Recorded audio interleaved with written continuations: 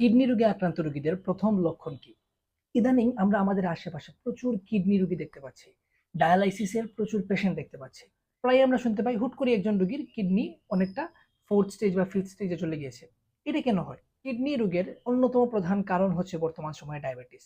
দীর্ঘমেয়াদী uncontrolled diabetes একজন মানুষের রোগ হলো, তার নিশ্চয়ই একটা লক্ষণ দেখা দিবে। ক্রনিক কিডনি ডিজিজ বা সিকেডি যেটাকে আমরা বলে থাকি, এর লক্ষণগুলো দেখা যায় সর্বপ্রথম 3B স্টেজে যাওয়ার পর। অর্থাৎ আমরা যে স্টেজিং করি 1st, 2nd, 3rd, 4th, 5th, একদম 3rd স্টেজের শেষের দিকে গিয়ে অল্প কিছু লক্ষণ দেখা যায়। 4th স্টেজে গিয়ে লক্ষণগুলা দেখা যায় ভালো করে। তাহলে একজন মানুষ কিভাবে সচেতন থাকবে, কিভাবে বুঝবে? ধরেন যে কোনো একটা পেশেন্টের ডায়াবেটিস আছে, সে কিভাবে বুঝবে যে তার কিডনি রোগ হলো কিনা? এই ক্ষেত্রে আমরা বলে থাকি যে রেগুলার স্ক্রিনিং করানো।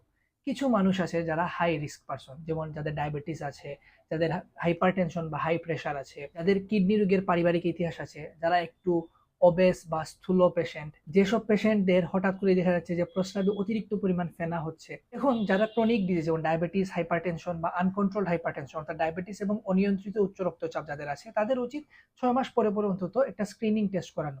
অন্তত পক্ষে ইউরিন আরি, যেটার মাধ্যমে দেখা যায় যে প্রস্রাবের মধ্য দিয়ে প্রোটিন লস হচ্ছে কিনা, অথবা হচ্ছে গিয়ে তাকে ক্রিয়েটিনিন যে পরীক্ষাটা আছে এইটা করা, ইজিএফআরটা মেজার করা।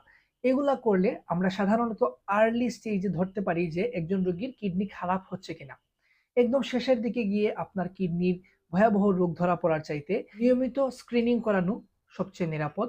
নিয়মিত স্ক্রিনিং করানোর ফলে অনেক সময় আগে থেকেই সচেতন হওয়া যায় এবং আগে থেকেই ব্যবস্থা গ্রহণ করা যায়, যাতে করে কিডনিটা খারাপ হওয়া থেকে আমরা রক্ষা করতে পারি।